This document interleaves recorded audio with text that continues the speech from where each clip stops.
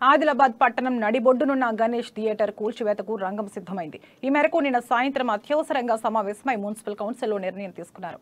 ఇప్పటికే కుర్చీలను తొలగించిన మున్సిపల్ సిబ్బంది ఇవాళ ఉదయం అద్దాలతో పాటు ఇతర సామాగ్రిని తీసివేసే పనిలో పడ్డారు. మరికొద్ది గంటల్లో థియేటర్తో పాటు దుకాణ సముదాయాలు నేలమట్టం కానున్నాయి. ఇందుకు సంబంధించిన ఏర్పాట్లలో అధికారులు నిమగ్నమయ్యారు.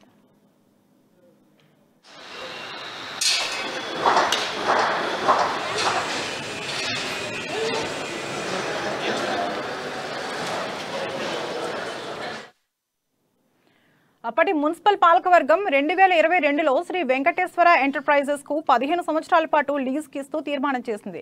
ఏడాదికి 2.50 లక్షల చొప్పున చెల్లించాలని యాజమాన్యంతో ఒప్పందం చేసుకుంది. సదరు లీజుదారు థియేటర్తో పాటు చుట్టూ 31 కమర్షియల్ కాంప్లెక్స్లను నిర్మించి ఆదాయం పెంచుకున్నాడు.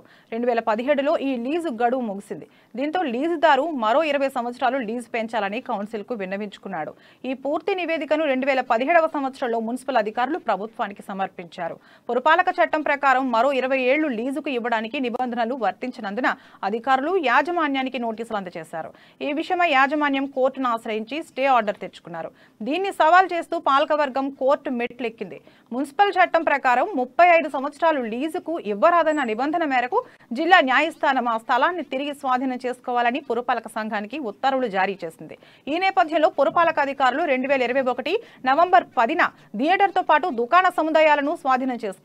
అయితే మరోమారు లీజుదారు కోర్టును ఆశ్రయించే అవకాశం ఉన్న తరుణంలో అప్రమత్తమైన పాలకవర్గం అత్యవసరంగా సమావేశమై కూల్చివేతకు రంగం సిద్ధం చేస్తూ తీర్మానం చేసింది.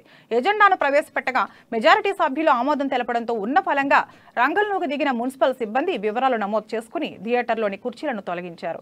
ఇవాళ ఉదయం అద్దాలను తీసివేశారు. ఆయా శాఖల సహకారంతో ఈ థియేటర్ను మొత్తం నేలమట్టం చేసేందుకు అధికారులు ఏర్పాట్లు చేస్తున్నారు. 20 ఏళ్ల పాటు వినోదం అందించిన ఈ థియేటర్ ఇక కనుమరుగు కానుంది.